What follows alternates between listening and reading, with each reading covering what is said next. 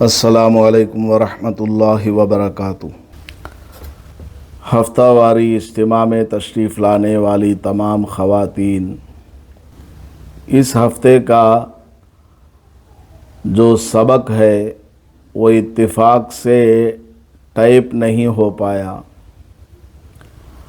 آدھا ہی سبق ٹائپ ہوا ہے۔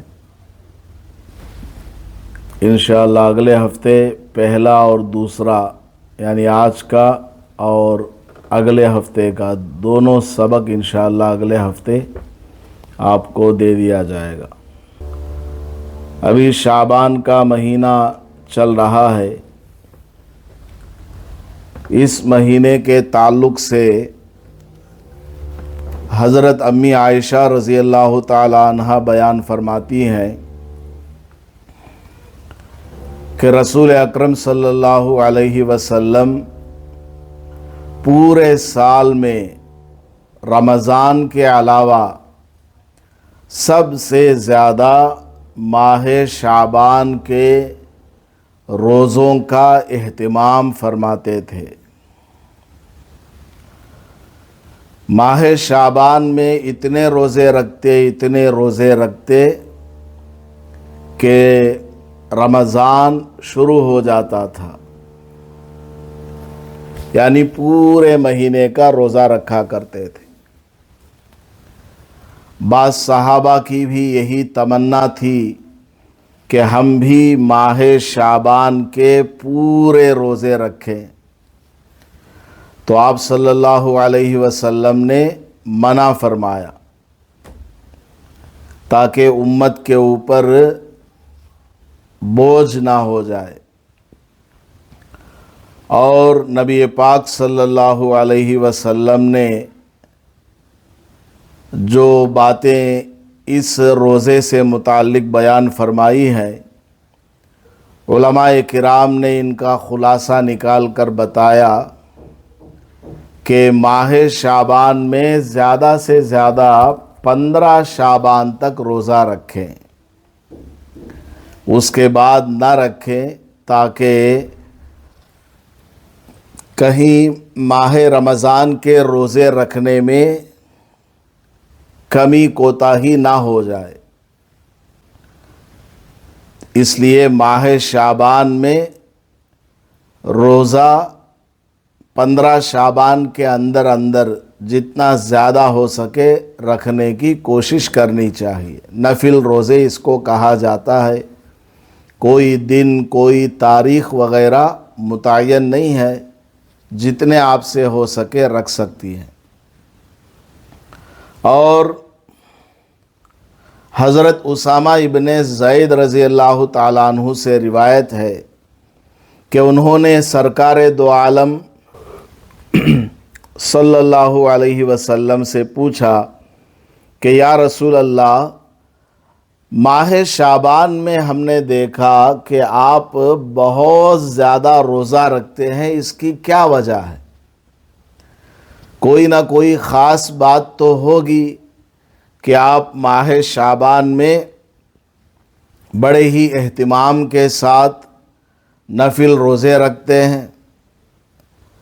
تو نبی پاک صلی اللہ علیہ وسلم نے ارشاد فرمایا کہ ماہ شعبان ایسا مہینہ ہے جس میں بندوں کے اعمال اللہ کی بارگاہ میں پیش کیے جاتے ہیں۔ سال بھر کے اعمال آدمی نے جو بھی کیا وہ سب اللہ کے سامنے پیش ہوتے ہیں۔ بعض روایات میں آیا ہے کہ ہر پیر اور جمعرات کو بندوں کے اعمال پیش ہوتے ہیں، اور اسی طرح بعض روایات میں آیا ہے روزانہ بندوں کے اعمال اللہ کے سامنے پیش ہوتے ہیں۔ ویسے تو انسان جو بھی نیک کام کرتا ہے یا اللہ کی نافرمانی کرتا ہے سب اس کے سامنے ہے، A to Z، لیکن فرشتے باضابطہ لکھ کر کے اللہ کے سامنے روزانہ لے جاتے ہیں۔ روزانہ شام ہوتی ہے، عصر کے بعد آسمان سے فرشتے آتے ہیں اور عصر تک جن لوگوں کی ڈیوٹی تھی وہ آسمانوں پر چلے جاتے ہیں۔ تو عصر کے بعد آنے والے فرشتے اگلے دن صبح تک ڈیوٹی دیتے ہیں، بندوں کے نام اعمال میں لکھتے رہتے ہیں۔ اور جیسے ہی صبح ہوتی ہے، فجر کی نماز کے بعد ان رات کے فرشتوں کا جانے کا وقت آتا ہے اور آسمان سے دن میں کام کرنے والے فرشتے آتے ہیں، اور یہ رات والے فرشتے کل مغرب سے لے کر صبح تک کیا کیا ہوا وہ اللہ کے سامنے پیش کرنے چلے جاتے ہیں۔ اور یہ دن والے فرشتے جو فجر کی نماز کے بعد آئے، یہ شام تک، عصر کے بعد تک رہتے ہیں۔ تو دن میں بھی لکھنے والے فرشتے ہیں اور رات میں بھی لکھنے والے فرشتے ہیں، مقرر ہیں۔ انسان جو بھی کام کرتا ہے، چاہے اچھا یا برا، فرشتے ان کو لکھتے رہتے ہیں۔ حتیٰ کہ قرآن میں اللہ نے ارشاد فرمایا، ما یلفظ من قول الا لدیہ رقیب عتید، کہ انسان کی زبان سے جو بھی بات نکلتی ہے وہاں پر فرشتہ موجود ہوتا ہے، وہ لکھ لیتا ہے۔ آدمی کی زبان سے جو بھی بات نکلے فرشتہ اس کو لکھ لیتا ہے۔ کوئی آدمی یہ نہ سمجھے کہ میں جو بول رہا ہوں یا بول رہی ہوں اس کو کوئی سننے والا نہیں، جو کام کر رہا ہوں یا کر رہی ہوں اس کو کوئی دیکھنے والا نہیں ہے، کوئی یہ نہ سمجھے، بلکہ لکھنے والے بھی موجود ہیں، دیکھنے والے بھی موجود ہیں، اللہ کے سامنے پیش کرتے ہیں۔ دن والے فرشتے شام میں لے جا کر پیش کرتے ہیں اور شام والے فرشتے صبح میں جا کر کے پیش کرتے ہیں۔ اسی لیے نبی پاک صلی اللہ علیہ وسلم نے تعلیم دی ہے کہ فجر کی نماز کے بعد عبادت میں لگے رہو، ذکر کرو، تلاوت کرو، دعا مانگو، اور اسی طرح عصر کے بعد مغرب تک بھی کوئی نہ کوئی ذکر، تلاوت، نیک اعمال میں لگے رہو، کیونکہ یہ دونوں وقت فرشتوں کی ڈیوٹی بدلنے کا وقت ہوتا ہے۔ دونوں وقتوں میں فرشتے ڈیوٹی بدلتے رہتے ہیں، اور انسان جس حالت میں ہے، جو کام کر رہا ہے، وہ جا کر کے اللہ کو سناتے ہیں۔ تو فجر بعد اگر آپ ذکر میں ہیں، تلاوت میں ہیں، تو فرشتے جا کر کے اللہ سے کہیں گے، اے اللہ، ہم نے تیرے بندوں کو اس وقت میں ذکر کرتے ہوئے دیکھا، تلاوت کرتے ہوئے دیکھا، دعا مانگتے ہوئے دیکھا۔ اسی طرح شام میں آپ ذکر میں ہیں، تلاوت میں ہیں، نیک کام میں ہیں، بچوں کو پڑھنے پڑھانے میں لگے ہوئے ہیں، تو فرشتے جو شام کو اللہ کے پاس جاتے ہیں وہ بھی یہی گواہی دیں گے کہ اے اللہ، ہم نے تیرے بندوں کو، بندیوں کو ذکر کرتے ہوئے دیکھا، تلاوت کرتے ہوئے دیکھا، نیک اعمال میں لگے ہوئے دیکھا، گناہوں میں مبتلا نہیں دیکھا۔ تو اس لیے علماء فرماتے ہیں کہ فجر کی نماز کے بعد اور عصر کی نماز کے بعد خاص کر عبادت کا وقت ہے، اس میں کوئی نہ کوئی عبادت کرتے رہنا چاہیے۔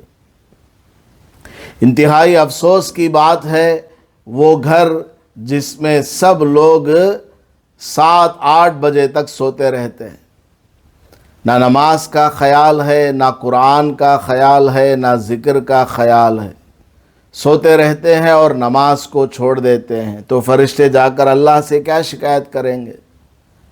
اسی طرح شام کے وقت، عصر کے بعد اور مغرب کے پہلے کا جو وقت ہے، یہ بھی عبادت کا وقت ہے خاص کر۔ تو ویسے تو 24 گھنٹے والی زندگی میں ہم سے کوئی بھی گناہ نہ ہونے پائے، اس کا خیال رہنا چاہیے، اور خاص کر فجر کے بعد اور عصر کے بعد تو بالکل بھی نہیں ہونا چاہیے۔ تو میں یہ کہہ رہا تھا کہ بندوں کے اعمال روزانہ صبح اور شام اللہ کے سامنے پیش ہوتے ہیں، ایک دن بھر کے اعمال۔ اسی طرح ہفتے میں بندے نے جو کام کیا، ایک ہفتے میں 7 دنوں میں، وہ سارے اعمال بھی اللہ کے سامنے پیش ہوتے ہیں۔ پیر کے دن اور جمعرات کے دن ہفتے بھر کے اعمال اللہ کے سامنے پیش ہوتے ہیں۔ جمعرات جمعہ، ہفتہ اتوار، تو پیر آ گیا تو پیر کو پیش کر دیں گے، پھر پیر منگل بدھ جمعرات آ گئی تو جمعرات کو پیش کر دیں گے۔ ہفتے بھر کے اعمال اللہ کے پاس جاتے رہتے ہیں۔ اسی طرح پورے سال کے اعمال گزشتہ ماہ شعبان سے لے کر اس ماہ شعبان تک بندوں نے جو کچھ کیا وہ سب اللہ کے سامنے پیش ہوتے ہیں۔ تو حضرت اسامہ ابن زید رضی اللہ تعالیٰ عنہ نے حضور صلی اللہ علیہ وسلم سے پوچھا کہ یا رسول اللہ، ہم نے آپ کو دیکھا کہ آپ ماہ شعبان میں بہت زیادہ روزہ رکھتے ہیں، کیا بات ہے؟ تو حضور پاک صلی اللہ علیہ وسلم نے ارشاد فرمایا کہ ماہ شعبان ہی وہ مہینہ ہے جس میں بندوں کے سال بھر کے اعمال اللہ کے سامنے فرشتے لے جا کر پہنچاتے ہیں۔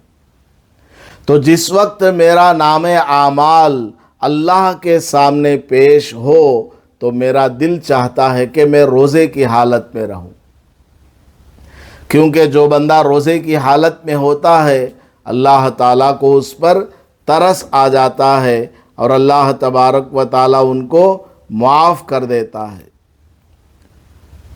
آپ نے رمضان میں دیکھا ہوگا، اگر کوئی بچہ ماہ رمضان میں کوئی گناہ کرتا ہے، دن میں کوئی غلطی کرتا ہے، ماں باپ کی بات نہیں مانتا، تو ماں باپ بچے سے کیا بولتے ہیں؟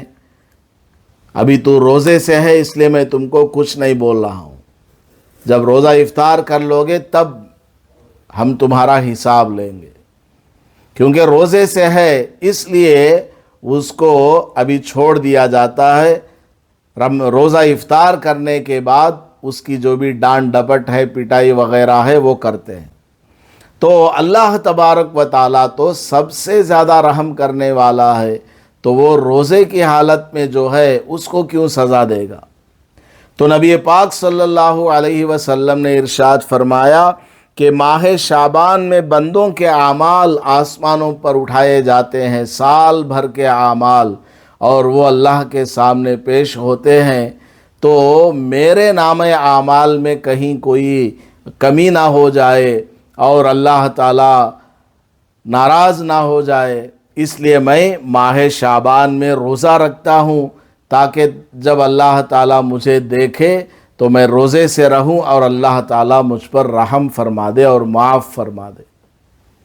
تو اندازہ لگائیے کہ ہمیں کتنا ڈرنا چاہیے اور ہمیں کتنا روزوں کا، نفل عبادتوں کا اہتمام کرنا چاہیے۔ تو ماہ شعبان بڑا ہی برکت والا مہینہ ہے۔ رمضان آنے سے پہلے رجب سے ہی نبی پاک صلی اللہ علیہ وسلم دعا فرمایا کرتے تھے کہ اے اللہ، ہمیں ماہ رجب میں اور ماہ شعبان میں زندگی عطا فرما، تاکہ ہم ماہ رمضان کو پا سکیں، حاصل کر سکیں، اور ماہ رمضان میں زیادہ سے زیادہ روزہ، 20 رکعت تراویح، قرآن کی تلاوت، ذکر و اذکار، توبہ، استغفار، ان سب کی کثرت کر سکیں۔ ماہ شعبان بڑا ہی برکت والا مہینہ ہے، اور یہ رمضان کا پیش خیمہ ہے، مقدمہ ہے، رمضان سے پہلے آنے والا ایک برکت والا مہینہ ہے۔ اور ماہ شعبان میں ایک رات آتی ہے جس کو لوگ بولتے ہیں مردیاں کی عید۔ حالانکہ مردے تو سب مرے ہوئے ہیں، وہ کس طرح عید منائیں گے؟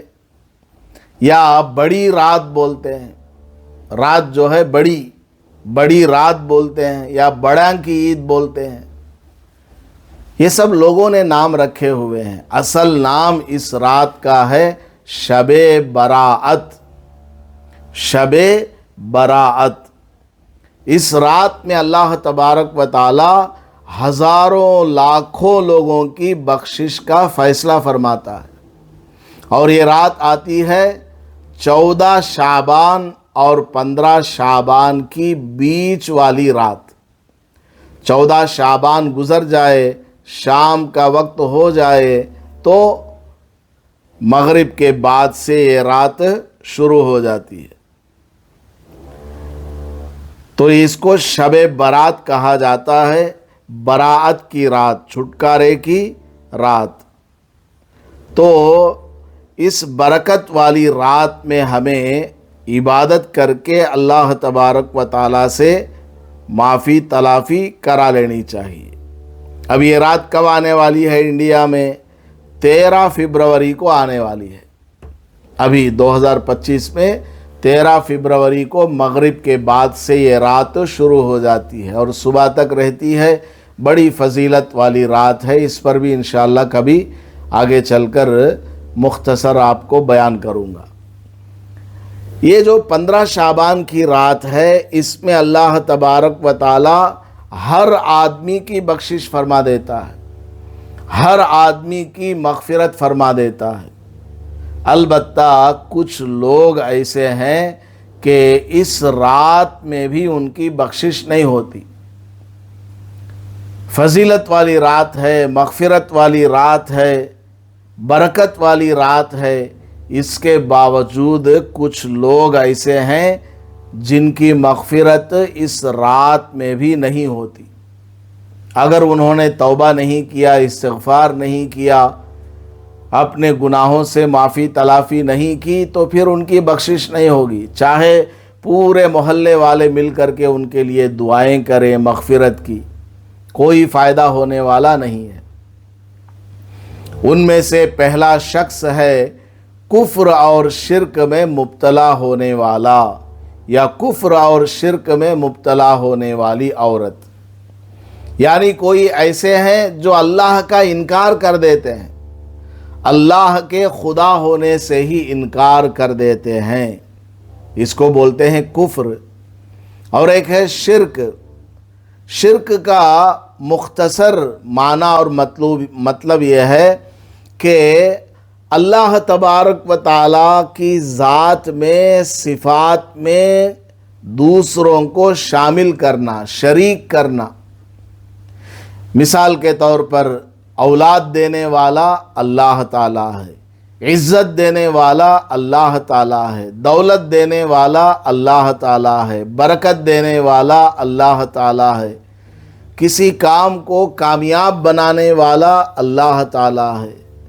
تو جو چیزیں اللہ تبارک و تعالیٰ دینے والا ہے، اس کی نسبت کسی اور کی طرف کر دینا کہ فلاں بابا بھی اولاد دینے والے ہیں، فلاں درگاہ والے بھی اولاد دینے والے ہیں، فلاں جگہ جا کر کے نارل پھوڑ کر آئیں گے یا اگربتی جلا کر بوندی وہاں رکھ کر کے آئیں گے تو اولاد ہو جائے گی، فلاں جگہ کی روٹی کھائیں گے، یہ امتحان کی روٹی ہے، یہ رشتہ ملنے کی روٹی ہے، یہ رشتہ جڑنے کی روٹی ہے، یہ اولاد ہونے کی روٹی ہے، یہ میاں بیوی کے درمیان پیار و محبت پیدا کرنے والی روٹی ہے، فلاں جگہ جاؤ فلاں درگاہ میں اور وہاں سے یہ روٹیاں لاؤ، یہ روٹیاں کھائیں گے تو پھر وہ درگاہ والے، وہ قبر والے اولاد دیں گے، امتحان میں کامیاب کریں گے، جھگڑوں کو ختم کریں گے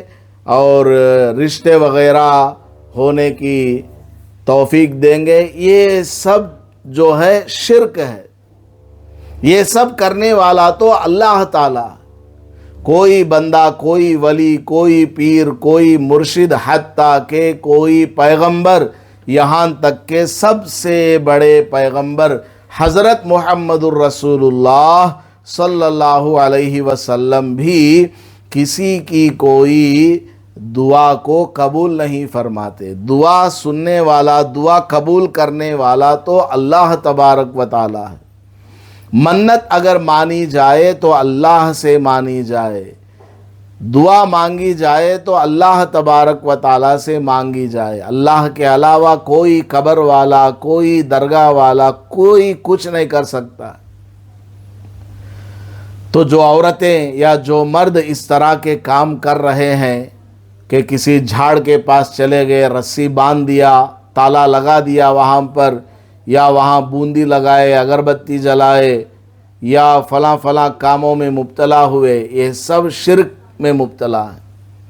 اس طرح کے کام کرنے والے، اور اسی طرح ایک حدیث میں آیا ہے، من اتا کاہنن فقد اشرکا، جو آدمی کسی جوتش کے پاس گیا اس نے شرک کیا۔ اکثر عورتیں جوتش کے پاس جاتی ہیں، ہاتھ دکھاتی ہیں، بعض لوگ ٹوپی داڑھی رکھ کر بھی اس طرح کے کام کر رہے ہیں، اپنا ہاتھ دکھاتی ہیں عورتیں جا کر کے، دیکھو ہمارے بچے کو نوکری کب ملتی کی، دیکھو ہماری بچی کو رشتہ کب ملتا، دیکھو ہماری بچی کو اولاد ایچ نہیں ہو رہی ہے، کسی نے جادو کر دیا ہے کیا، دیکھو۔ یہ سب کام جا کر کے وہاں کرتی ہیں، ہاتھ دکھاتی ہیں، چہرہ دکھاتی ہیں، پیشانی دکھاتی ہیں، پیر دکھاتی ہیں، ہاتھ کی انگلیاں دکھاتی ہیں۔ یہ سب کام کیا ہے؟ شرک ہے۔ یہ سارے کام شرک ہے۔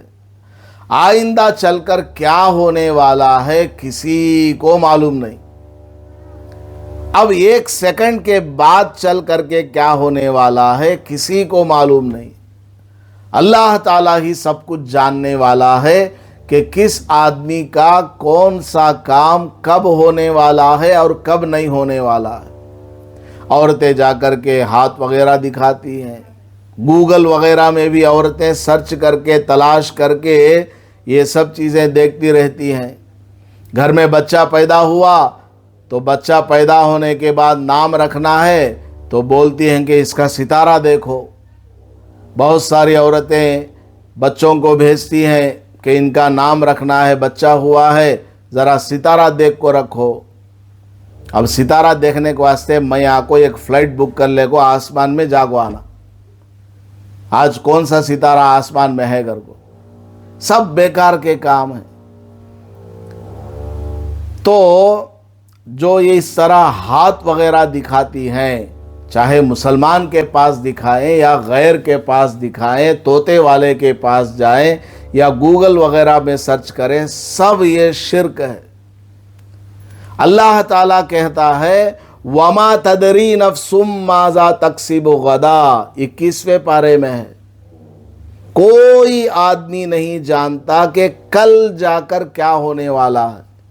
اور یہ لوگ سمجھتے ہیں کہ طوطے والے کو معلوم ہے، ہاتھ دیکھنے والے کو معلوم ہے، فلاں حضرت کو معلوم ہے، کسی کو کچھ معلوم نہیں۔ وہ صرف آپ کی باتیں سن کر کے اندازہ لگا کر کے بتاتے ہیں، انوچ کرے سو، تمہارے گھر میں وہ سننا گم گیا ہے، انوچ کرے سو، انو کرے سو، یہ اندازہ لگا کر کے وہ بولتے ہیں۔ بعض مرتبہ ان کا اندازہ صحیح ہو جاتا ہے، اب عورتیں مرد سب اس کے مرید بن جاتے ہیں۔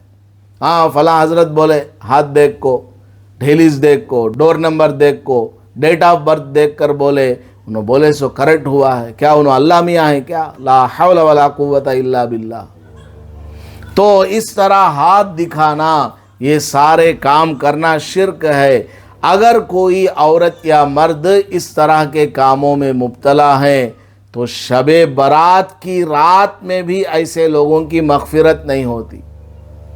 اگر انہوں نے توبہ نہیں کیا، استغفار نہیں کیا، اللہ سے معافی نہیں مانگی اور اس گناہ کو چھوڑنے کا پکا ارادہ نہیں کیا اور گناہ کو چھوڑا نہیں، تو شب برات کی رات بھی آ جائے ان لوگوں کی بخشش نہیں ہوتی۔ اسی طرح ایک بڑا گناہ ہے ماں باپ کی نافرمانی، حقوق الوالدین۔ ماں باپ کی نافرمانی کرنے والا مرد یا ماں باپ کی نافرمانی کرنے والی عورت، اس رات میں اس کی بھی بخشش نہیں ہوتی۔ آج کتنی عورتیں ہیں، کتنے مرد ہیں جو اپنے ماں باپ کو ستاتے ہیں، ماں باپ کی بات نہیں مانتے، ان کا دیکھ بھال نہیں کرتے، بیچارے بوڑھے ہو گئے، ضعیف ہو گئے، کمزور ہو گئے، ان کا خیال نہیں کرتے۔ تو ماں باپ کی خدمت کرنا ماں باپ کا بہت بڑا مقام ہے۔ باپ کی رضامندی میں اللہ کی رضامندی ہے، ماں کی رضامندی میں اللہ کی رضامندی ہے۔ ہاں، جو کام شریعت کے خلاف ہو، اگر ماں باپ کرنے کو کہیں وہ نہیں کرنا۔ بس ماں باپ کو پیار و محبت سے سمجھا دینا کہ دیکھیے فلاں کام کرنا اللہ نے منع فرمایا ہے، اللہ کے رسول صلی اللہ علیہ وسلم نے منع فرمایا ہے، اس لیے میں وہ فلاں کام نہیں کر سکتا یا نہیں کر سکتی۔ پیار سے ان کو سمجھا دینا۔ باقی جو بھی کام وہ کہیں اور آپ کر سکتی ہیں، آپ کے قدرت میں ہے تو آپ کو کرنا چاہیے۔ ماں باپ کی خدمت کرنا، ماں باپ کی ضروریات کا خیال کرنا، ماں باپ کی نافرمانی ہرگز نہیں کرنا۔ تو جو ماں باپ کی نافرمانی کرتے ہیں ان کی بھی بخشش اس رات میں نہیں ہوتی۔ اس لیے شب برات آنے سے پہلے توبہ کر لیں، شرک سے، کفر سے توبہ کریں، اور ماں باپ کی نافرمانی کرنے سے بھی توبہ اور استغفار کریں۔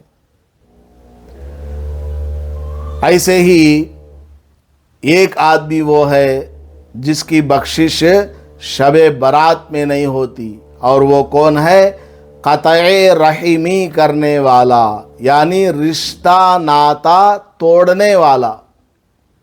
بھائی سے رشتہ توڑ لیا، بہن سے رشتہ توڑ لیا، ماموں سے رشتہ توڑ لیا، پھوپھا سے رشتہ توڑ لیا، دادا دادی سے، نانا نانی سے، فلاں فلاں سے، جو قریبی رشتہ دار ہیں، ان تمام رشتہ داروں کا رشتہ باقی رکھنا ضروری ہے۔ جو آدمی رشتوں کو توڑ دیتا ہے، اللہ تبارک و تعالیٰ بھی اس سے اپنا رشتہ کاٹ لیتا ہے۔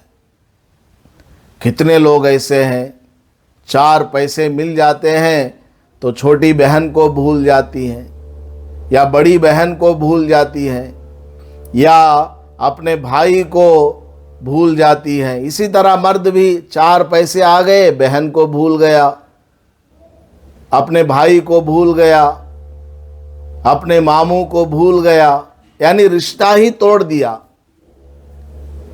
رشتہ کبھی نہیں توڑنا۔ بعض مرتبہ ایسا ہوتا ہے کہ رشتہ داروں میں آپس میں بحث ہو جاتی ہے، کوئی چھوٹی موٹی لڑائی ہو جاتی ہے، اس کو صلح کرنے کی کوشش کرنا، کمپرومائز کر لینا، وہ ٹاپک اٹھا کر سائیڈ میں رکھ دینا۔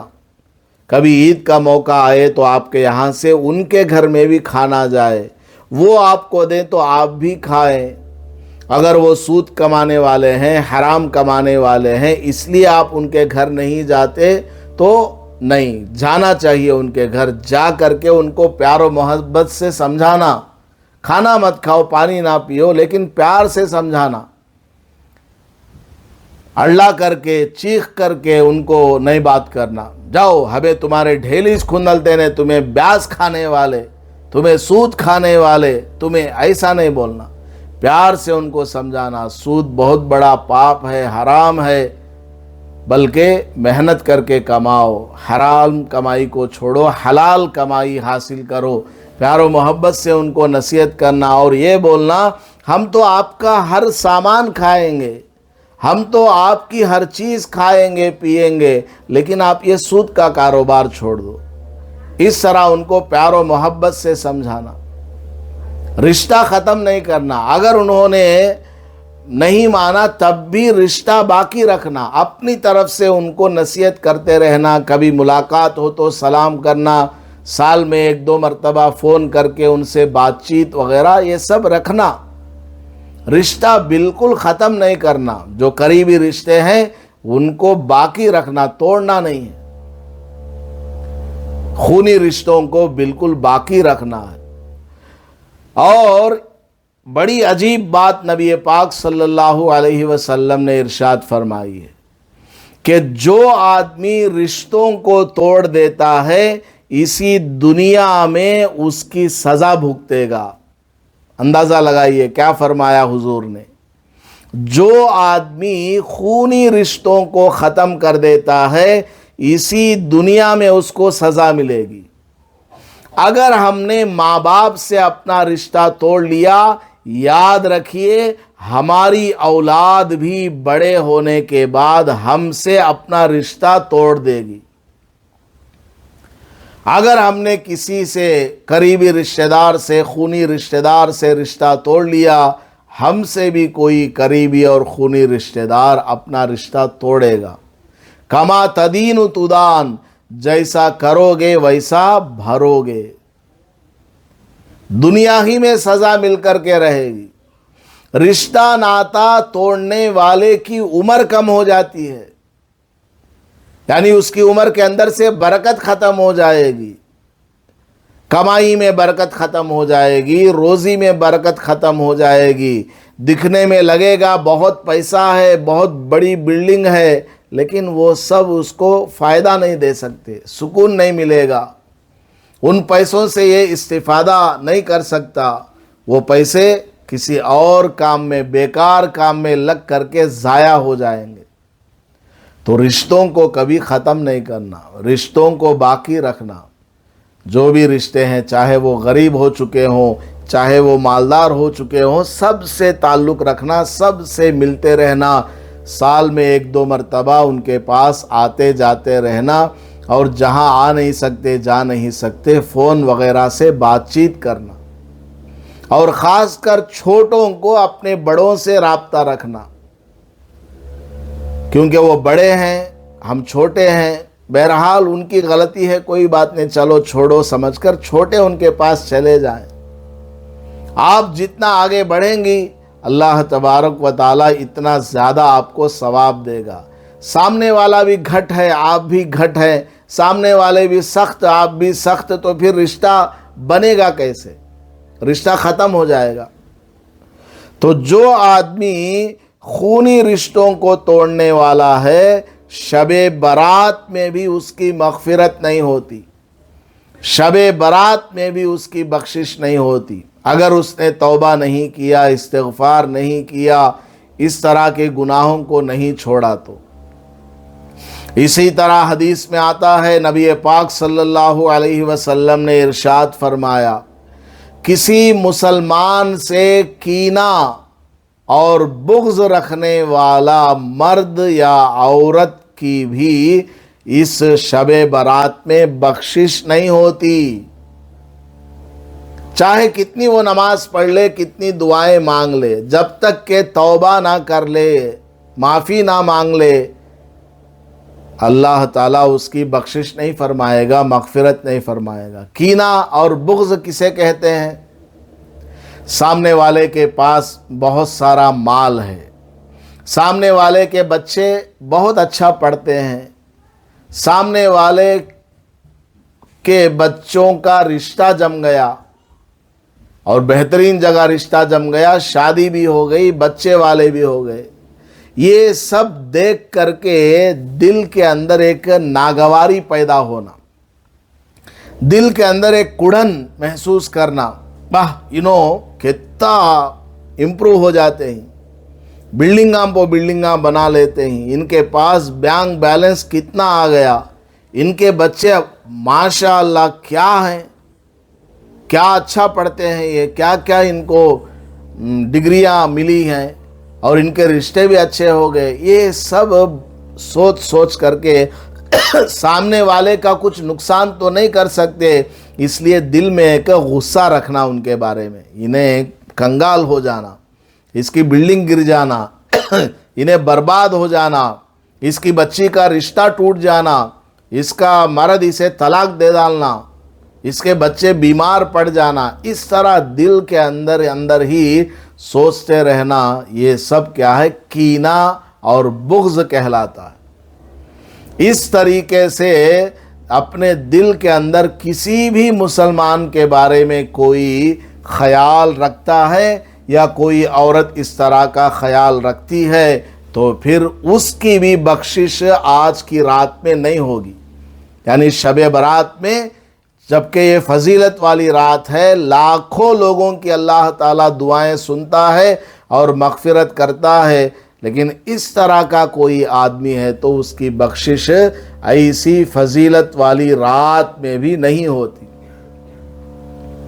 اس لیے اس بیماری سے اپنے آپ کو بچانا، دعا مانگنا بلکہ سامنے والے کے لیے، اے اللہ میرا سامنے والا مسلمان، اے اللہ میرے برابر میں رہنے والے مسلمان، اے اللہ فلاں میری بہن، فلاں میرے بھیا، ان کو اور برکت عطا فرما، ان کی اولاد میں اور برکت عطا فرما، ان کے بچوں کو اچھا پڑھنا لکھنا عطا فرما، بہترین جگہ نوکری، ملازمت، کاروبار، رشتہ، شادی، یہ سب کے لیے دعائیں مانگے۔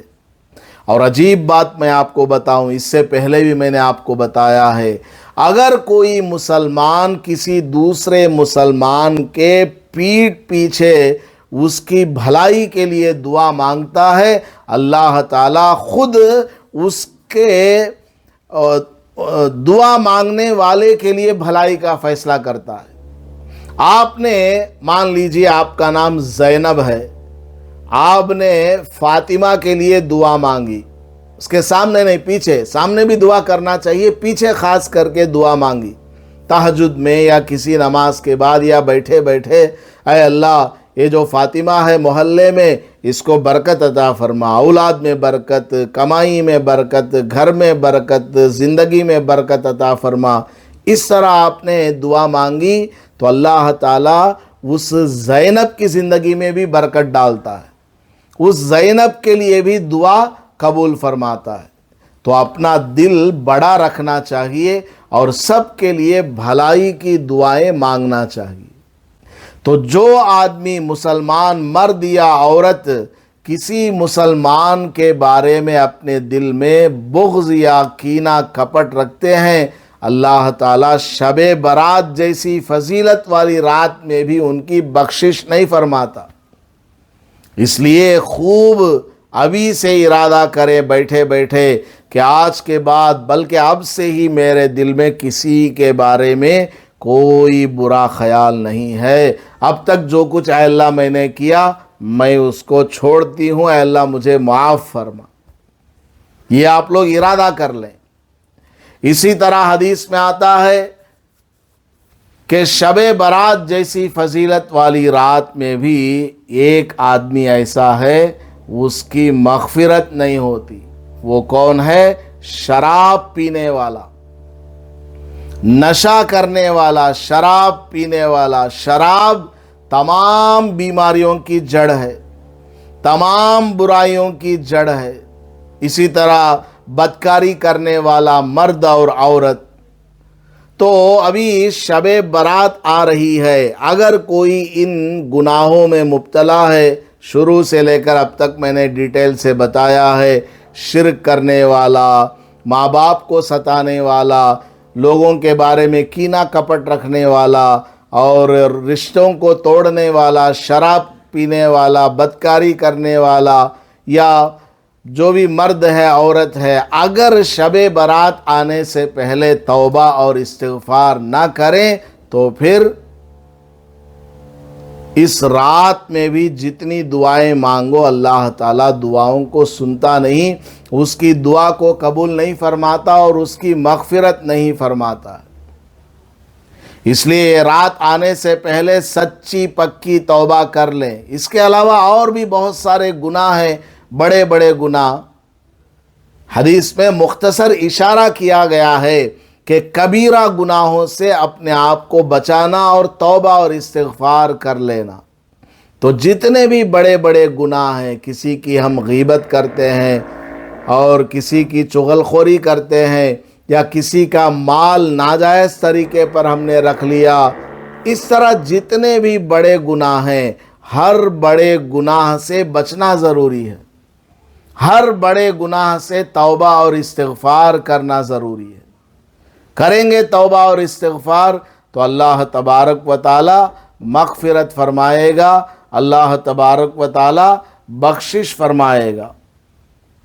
تو شب برات آنے والی ہے، بڑی فضیلت والی رات ہے، اور مغفرتوں والی رات ہے. آنے والی جو جمعرات ہے 13 تاریخ کو فبروری 2025 جمعرات کی رات میں یہ شب برات ہے. تو ہمارے پاس ایک ہفتے کا ٹائم ہے. ابھی سے کسی کو ہم نے ستایا ہو، تنگ کیا ہو، ان کو فون کر کے یا ان کے گھر جا کر ان سے معافی تلافی کرا لیں. کسی کا حق ہم نے لیا ہوا ہے اور واپس نہیں کیا ہے تو اس کو واپس دے دیں. اگر واپس دینے کے لیے ابھی فی الحال نہیں ہے تو ان سے جا کر بات کریں کہ ہم بعد میں دے دیں گے، ہمیں معاف کر دو. یہ سب کام کر لینا ضروری ہے. تو شب برات بڑی فضیلت والی رات ہے.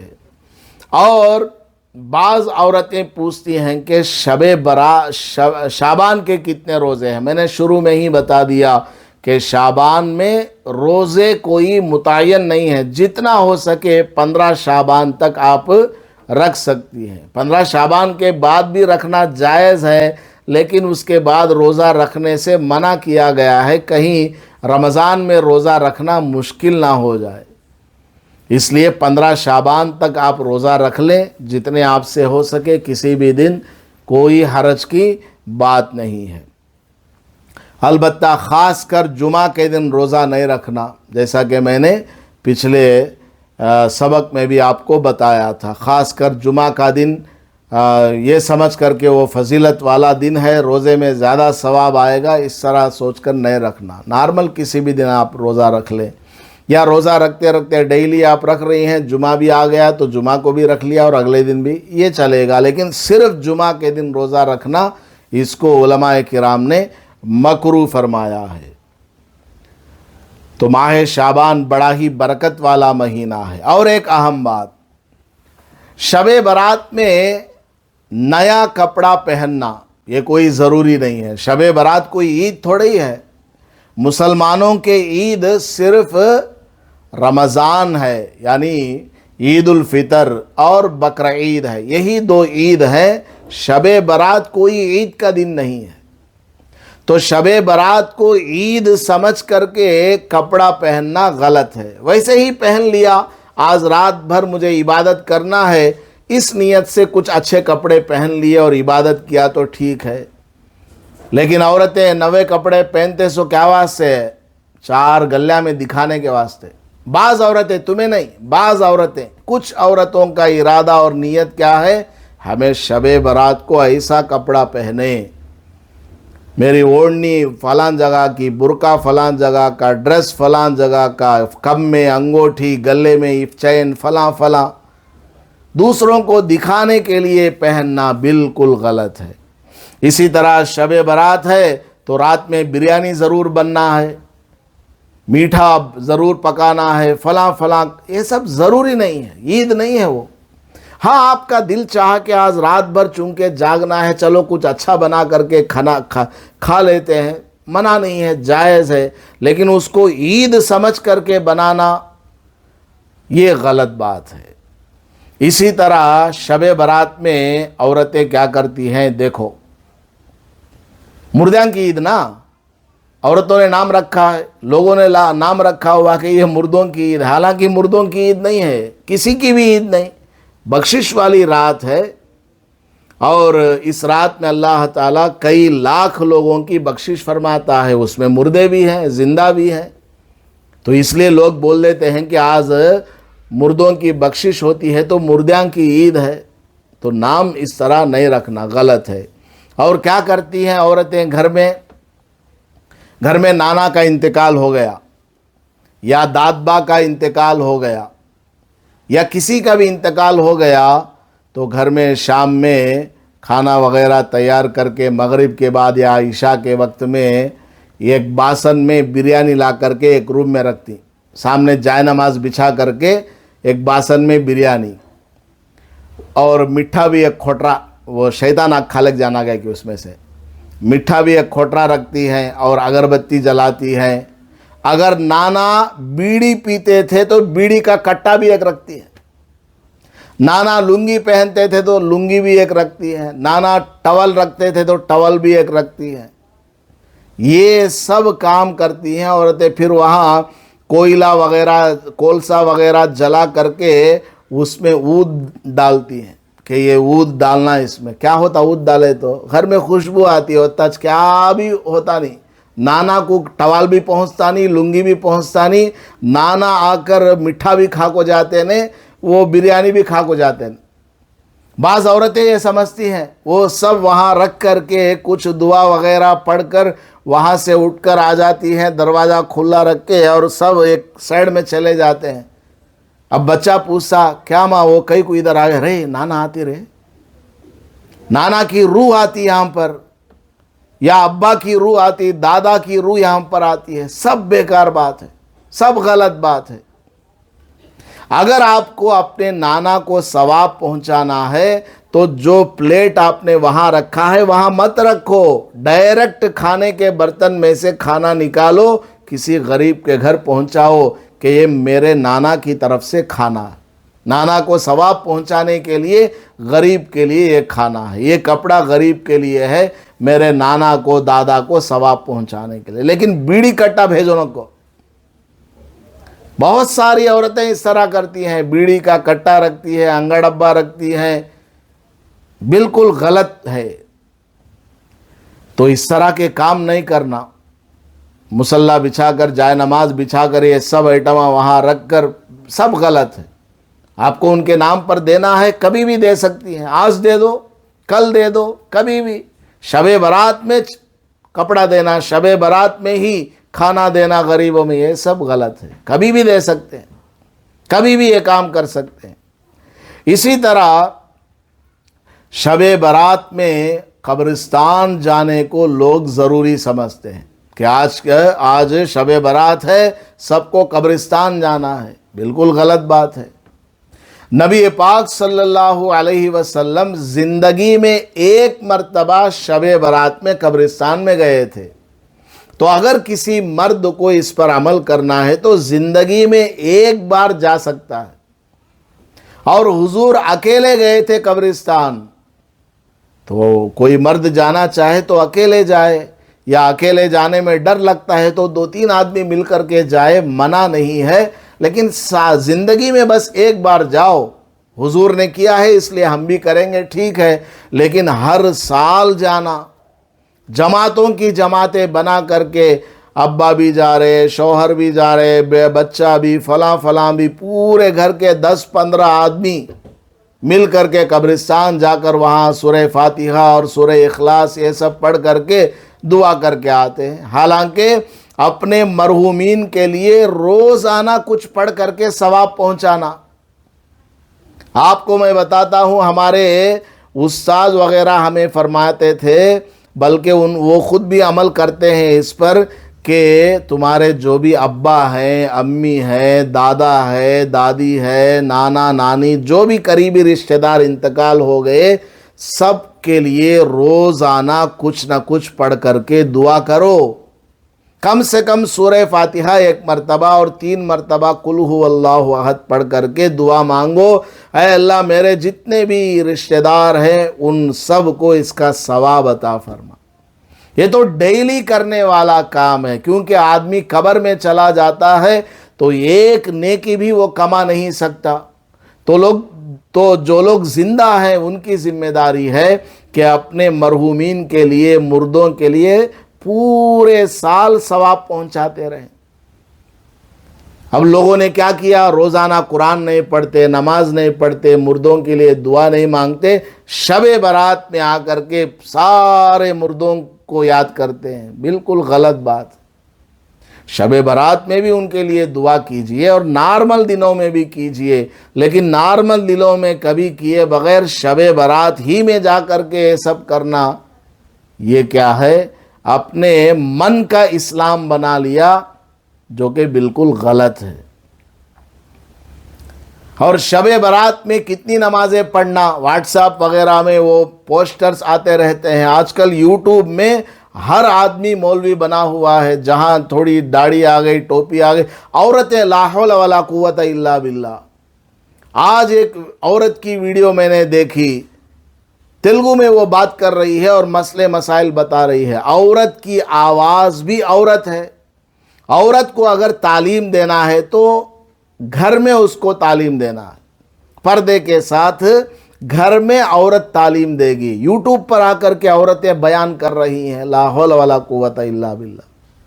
बुर्का पहन रखी है और हदीस पढ़ के सुनाती है, कुरान की आयत पढ़ के सुनाती है, ये करो वो करो, और जो सुनाती है वो गलत सुनाती है, क्योंकि कुछ पढ़ा लिखा नहीं है किसी मदरसे में। और अगर मदरसे में अच्छी पढ़ी लिखी है तब भी औरत की आवाज़ औरत है, औरत की पहचान ही नहीं होना असल में। इस तरह औरत को रहना है, औरत का नाम भी नहीं लेना, किसी मर्द के सामने औरत का नाम आना भी नहीं है। हाँ, ज़रूरत के वक्त में, मजबूरी के वक्त में औरत का नाम जाहिर होना, वरना नाम भी छुपाने का हुक्म दिया गया है। अब क्या किया जाए, औरतें सब ये काम कर रही हैं। तो शबे बारात में कोई नमाज नहीं है, आपको जो आता वो पढ़ सकती है। नफिल नमाज पढ़ो, तौबा 2 रकात सलातुल तौबा पढ़ो, 2 रकात हाजत की नमाज यानी सलातुल हाजत पढ़ करके अल्लाह से दुआ मांगे। शुक्रिया नमाज 2 रकात पढ़ लें, तहज्जुद की नमाज 2 रकात से लेकर 12 रकात तक जितना हो सके पढ़ें। थोड़ा कुरान पढ़ लें, थोड़ा जिक्र कर लें, 1 घंटा बैठ करके दुआ करें। 1 घंटा बोल रहा हूँ मैं। औरतें कैसा बैठी दुआ के लिए 5 मिनट दुआ करती होता, मुश्किल से 5 मिनट, और वो भी कैसा बेतवज्जुही के साथ। रब्बना आतिना फिद दुनिया, ज़बान जो है वो एकदम तेज़ी के साथ चलाती हैं, एक एक लफ्ज़ तलफ़ुज़ एकदम शानदार होना। अल्लाह से आप दुआ मांग रही हैं तो आपकी दुआ में दर्द होना, तड़प होना। आप अल्लाह के सामने हाथ उठाएं तो यूँ समझे कि मेरे सामने अल्लाह के सिवा अब कोई नहीं है।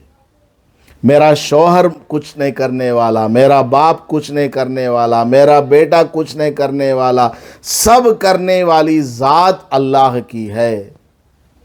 ये तसव्वुर आपके ख़याल में आना और अल्लाह से दिल लगा करके मांगना, तड़प करके मांगना, रो करके मांगना, रोना ना आए रोने की तरह चेहरा बनाना, अपने गुनाहों का तसव्वुर करना, पूरी ज़िंदगी का एक 5-10 मिनट के अंदर हिसाब ले लेना, दुआ के अंदर अल्लाह ताला से बोलना, चाहे ज़बान ना हिले, दिल से अल्लाह से बात करना।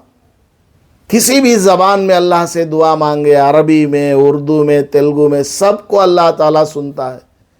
तो इस रात में एक टाइम मुतय्यन कीजिए, उसमें 1 घंटा आप दुआ मांगिए। और बाज़ औरतें क्या करती हैं, हम ना क्या भी आता नहीं हज़रत, हमें क्या करना, क्या भी आता नहीं का तो सीखना, सीखो। सीखने ही के लिए ये सब तालीम आपको दी जा रही है। 100 से ज़्यादा यहाँ औरतें आती हैं। बहुत सारी औरतें शानदार कुरान पढ़ती हैं, बहुत सारी औरतों को 50-50 दुआएं याद हैं, बहुत सारी औरतें बेहतरीन नमाज पढ़ती हैं। ये सब आपकी बहनें आई हुई हैं, कोई आपसे बड़ी है, कोई आपसे छोटी है, सब मिल कर के सीखो, एक दूसरे को सिखाओ, कुरान पढ़ना, नमाज पढ़ना सीखो। इसीलिए तो ये हफ्तावारी औरतों का इज्तिमा रखा गया है। सब कुछ मैं तो नहीं सिखा सकता आपको, मैं तो सिर्फ बयान कर सकता हूँ, बयान के ज़रिए आपको शौक़ दिला सकता हूँ, लेकिन प्रैक्टिकली आपको सीखना है, मश्क करना है तो किसी औरत से ही आपको करना होगा। सीखिए आप। और इस रात में सलातुत तस्बीह पढ़िए, 4 रकात नमाज सलातुत तस्बीह। इंशाअल्लाह अगले हफ्ते सलातुत तस्बीह पढ़ने का तरीका भी आपको बताता हूँ। बड़ी फजीलत वाली नमाज है, हर हफ्ता इसको पढ़ना चाहिए, बड़ी ज़बरदस्त नमाज है, बहुत दुआएं भी इससे कबूल होती है। मैं अगले हफ्ते बाज़ाब्ता इसको अचानक जहन में बात याद आ गई है, अगले हफ्ता मैं आपको ज़रूर ये सिखाऊंगा। तो इस रात में कोई नमाज ख़ास तौर पर नहीं है, आपको जो आता वो पढ़िए, और कोई ख़ास ज़िक्र भी नहीं, कोई ख़ास दुआ भी इस रात में हदीस से या कुरान से साबित नहीं। अल्लाह ने आज़ाद छोड़ दिया है कि तुमसे जो हो सकता है वो कर लो, दुआएं मांग लो, अल्लाह ताला से रो रो करके दुआएं मांगो, जितना हो सकते उतना करके फिर फजर की नमाज भी पढ़ना। بہت سارے مرد بھی اور بہت ساری عورتیں بھی رات بھر عبادت کرتی ہیں اور فجر میں غائب، فجر کی نماز قضا کر دیتی ہیں۔ کیا فائدہ رات بھر نماز پڑھ کے؟ تو اتنا عبادت کریں کہ آپ کنٹرول کر سکیں اپنے آپ کو۔ عشاء کے بعد 1-2 گھنٹے عبادت کر لیے، پھر سو گئے، پھر رات میں 2 بجے 2:30 بجے اٹھ کر کے پھر فجر تک عبادت کیے۔ اس طرح بیلنس رکھنا۔ پورے سال تو کبھی رات میں جاگے نہیں، اچانک ایک رات میں آپ جاگنے لگ جائیں گے تو طبیعت بھی خراب ہو جاتی ہے۔ اور بہت ساری عورتیں کیا کرتی ہیں، ایک گھر میں جمع ہو کر کے وہ عبادت کرتی ہیں، ایک گھر میں آ کر کے عبادت کرتی ہیں۔ یہ بھی جو ہے اتنا صحیح نہیں ہے۔ اپنے اپنے گھر میں عبادت کرنا، یا زیادہ سے زیادہ آپ کے گھر سے لگ کر آس پاس میں جو گھر ہے اس میں جا کر کے عبادت کرو۔ اور یہ کوئی فرض یا واجب تو نہیں ہے اس رات میں نماز پڑھنا۔ اگر کوئی عورت اس رات میں صرف عشاء کی نماز، وتر نماز پڑھ کے سو جاتی ہے اور اگلے دن فجر کی نماز پڑھتی ہے، تب بھی کوئی گناہ نہیں ہے۔ بعض عورتیں تانا دیتی ہیں، رات بھر عبادت کر کے صبح ہونے کے بعد تانا دیتی ہیں، وہ بھائی کو معلوم تجھے ہاں کونے میں ہی نا انہوں رات پورا سو گئے تھے، لائٹان جلے نے ان کے گھر میں، کیا فائدہ ہوا؟ تمہیں نماز پڑھ کو کیا فائدہ ہوا؟ دوسروں کی برائیاں کر رہی ہیں۔ آپ نماز پڑھو گی تو آپ کو ثواب ملے گا، لیکن دوسروں کو برا بھلا کہنے کا حق آپ کو کس نے دیا ہوا ہے؟ تو اس رات میں عبادت کرنا نفل ہے، تو اس کو اتنا ضروری نہیں سمجھنا کہ اگر کوئی نہ کرے تو اس کو تانا دینے لگ جائیں، یا نہیں مجھے کیا بھی آتا نہیں، چلو فلاں گھر میں سب مل کر 4-5 مل کر کے یہ کریں، یہ بھی ضروری نہیں۔